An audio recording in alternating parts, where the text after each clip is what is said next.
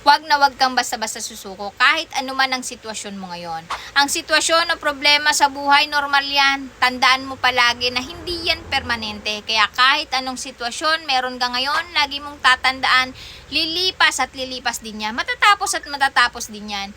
Kahit gaano pa ka-challenging ang situation mo right now, tibayan mo dahil yan ang pinakapuhunan mo para maabot ang mga pangarap mo sa buhay. Kapag natapos lahat ng mga challenges mo sa buhay, pasasalamatan mo ang sarili mo at sasabihin mo, buti na lang hindi ako nag-quit. Buti na lang hindi ako nag-give up. Buti na lang hindi ako tumigil. Buti na lang nagpatuloy ako.